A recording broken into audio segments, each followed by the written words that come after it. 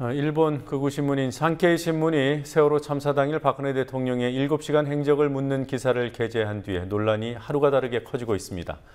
황우여 사회부총리 후보자 인사청문회에서도 공방이 있었고 결국 청와대가 민형사상 책임을 끝까지 묻겠다고 입장을 밝혔습니다. 오늘 나온 주요 뉴스들 정리해 보겠습니다. 황준호 뉴스 취재팀장 나와 있습니다. 어서 오십시오. 예. 네, 산케이 신문 기사 여파 예상외로 큽니다. 예, 그 산케이 신문의 기사 자체는 굉장히 허술합니다. 네. 증권과 정보지라든지 조선일보 칼럼 이 두 가지를 기초로 쓴 기사였습니다. 그런데도 불구하고 파문이 이렇게 커지는 근본적인 이유는 그동안 청와대가 정윤회 씨 같은 비선 논란에 대해서 침묵으로 일관했기 때문이라는 지적이 나오고 있습니다. 오늘은 한겨레 신문과 동아일보 이렇게 성향이 다른 두 언론이 거의 비슷한 지적을 했습니다. 이재명 동아일보 정치부 차장은 김영 칼럼에서 정윤회 씨는 인사 비선 의혹을 넘어 세월호 참사 당일 박 대통령을 몰래 만난 당사자로 떠올랐다라고 하면서 청와대의 침묵은 세간의 호기심을 점점 자극하고 있다고 말했습니다. 그러면서 지금은 정윤회 씨의 행적보다 청와대의 침묵이 더 미스테리라고도 말했습니다. 네. 한겨레 신문은 또 뭐라고 썼습니까? 예, 김종구 논설위원이라는 분이 김영 칼럼을 썼는데요. 산케이 신문까지 이런 기사를 써서 국제적인 스캔들이 되고 있다라고 하면서 문제는 이런 국제적인 스캔들을 자초한 것이 청와대라는 점이라고 꼬집었습니다. 그러면서 국내 언론사들한테는 득달같이 명예훼손 소송을 낸 청와대가 대통령 얼굴에 먹칠한 산케이의 보도에 앞으로 어떻게 대응할지 지켜보겠다고 말했습니다. 네. 그리고 조금 전에 황우여 사회부총리 교육부 장관 그 청문회에서도 이 공방이 나왔다고 얘기했는데 구체적으로 어떤 얘기입니까? 예, 영상으로 직접 보시겠습니다. 새정치민주연합의 안민석 의원 그리고 황우여 후보자 또 새누리당 신성범 의원 이 세 사람이 주고받은 말을 영상으로 보시겠습니다. 총리를 일본 국왕을 저런 식으로 우리나라 언론에서 기사 썼다면 일본은 가만히 있겠습니까? 우리 국가의 책임도 자존심도 없습니까? 사회부총리가 되시면은 항의하실 의사 있습니까? 조치하겠습니다. 필요한 거는. 정말 확인되지 않은 소문을 그냥 말 그대로 여과 없이 보도하는 아주 대표적인 국가를 떠나서 무책임한 언론 보도의 전형이자 공개적인 석상에서 좀 형식적으로 더 문제적인 정폭시키는 우려 때문에 저렇게 외국 언론이 우리 국가 원수를 난도질 수준의 모독을 하고 있는데 정부가 가만히 있어야 되겠느냐. 지금 애들이고 어른들이고 저 기사는 SNS 상에서 또 언론 보도를 통해서 이미 다 보도되고 확산되고 있는 내용이기 때문에 저것을 왜 오늘 청문회 자리에서 이하 결론을 하느냐라고 말씀하시는 것은 네, 결국 청와대가 입을 열었어요? 예, 산케이 신문의 기사가 인터넷에 올라간 시간이 지난 일요일 낮 12시니까요. 만 4일이 넘어서 청와대가 공식 반응을 내놨습니다. 윤두현 홍보수석이 오늘 오후에 기자들과 만나서 민형사상의 책임을 끝까지 묻겠다라는 말을 했습니다. 그렇지만 동아일보가 요구한 비선 라인에 관한 해명이라든지 또 가장 본질적인 문제인 대통령의 7시간 행적 여기에 관한 얘기는 일절 없었습니다. 그러니까 언론 대응 수준으로 이번 논란을 보고 있는 것 같습니다. 네.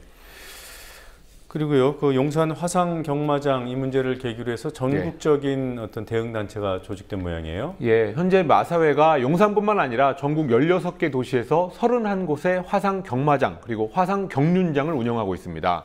오늘 도심 내 화상 도박장 개장을 반대하고 외곽으로의 이전을 촉구하는 전국 연대기구가 출범했습니다. 전국의 시민단체들 그리고 학부모단체들로 구성이 됐는데요. 오늘 용산 화상경마장 앞에서 출범 기자회견을 열고 마사회가 수익에 눈이 멀어서 국민의 생활 환경이라든지 학생들의 교육 환경을 파괴하고 있다고 비난했습니다. 또 정부에다가는 공기업인 마사회의 화상 도박 사업 확장을 허가함으로써 도박 공화국을 만들고 있다고 비판했습니다. 네. 자, 세월호 실종자 수색 현장에서 사고가 있었죠. 어선이 충돌했는데 인명피해는 없었습니까? 예, 인명피해는 없었습니다. 오늘 새벽 0시 30분쯤에 세월호 실종자를 찾기 위해서 야간 수색을 하던 어선이 대형 유조선과 충돌해서 침몰했지만 다행히 선원들이 모두 구조됐습니다. 사고어선은 11명의 선원을 태우고 전남 조도면 근방에서 실종자들을 수색하다가 기관 고장을 일으켜서 표류하고 있었습니다. 근데 마침 그 당시에 안개가 너무 짙어 있어서 운행 중에 있던 4,000톤급 유조선을 피하지 못하고 그대로 들이받았습니다. 다행히 인근에 있던 다른 수색어선이 달려와서 선원들을 전원 구조했고 한 명이 머리를 살짝 다치는 사고만 있었다고 합니다. 유조선에서 기름이 유출되는 일도 없었다고 해경이 발표했습니다. 네. 자, 군부대 내 가혹행위, 집단구타 이런 문제들이 사회 이슈화되고 있는데요. 예. 학교 기숙사에서도 인권 침해가 이루어지고 있다는 그런 지적이 있습니다. 예, 지난 6월 같은 경우에 서울의 한 남자 자율형 살인고 기숙사에서 선배가 후배를 성추행한 사건이 벌어졌는데요. 학교 측은 가해 학생을 퇴학시키고 경찰에 넘기면서 그 사건을 마무리 지었습니다. 여기에 대해서 오늘 전교조 서울지부가 또 다른 피해자가 있을 수 있다는 의혹을 해소해야 된다면서 교육청에 실태 조사를 촉구했습니다. 또 다른 학교의 기숙사 내에서 벌어지는 폭력 사건에 대한 실태 조사도 요구했습니다. 자사고와 특목고에서 기숙사 생활을 하는 학생들이 늘어나면서 기숙사 문제가 점점 많아지고 있습니다. 예를 들어서 작년 9월에는 인천의 한 기숙형 고등학교에서 남학생이 여학생을 성추행하는 일이 있었고요. 또 지난 4월에는 경남 진주에 있는 기숙형 고등학교에서 학교 폭력 때문에 2명의 학생이 자살하는 일도 있었습니다. 네. 자, 그리고 살해된 재력가 송모 씨 얘기 좀 해보죠. 검사가 돈을 받아온 기록이 공개되지 않았습니까? 예. 검찰이 이 검사한테 해당되는 검사한테 면죄부를 줬어요. 예, 대검찰청 감찰본부가 피살된 재력가 송모 씨로부터 금품을 받은 혐의를 받고 있는 수도권 한 지청의 정모 부부장 검사에 대해서 형사 책임을 묻기 어렵다는 결론을 내렸습니다. 이 정 검사라는 사람은 지난 2005년부터 2011년까지 10여 차례에 걸쳐서 약 1,780만 원을 송 씨로부터 받은 걸로 송 씨의 금전 출납부상에 적혀 있습니다. 그런데 오늘 대검 감찰위원회가 금품 수수 사실은 인정되지만 대가성이라든지 알선 사실을 인정하기는 부족해서 형사 책임을 묻기 어렵다고 불기소 처분을 내렸습니다. 감찰위원회는 그렇지만 외부 인사한테서 이렇게 금품을 수수한 것은 비위 행위가 인정된다면서 면직을 권고했습니다.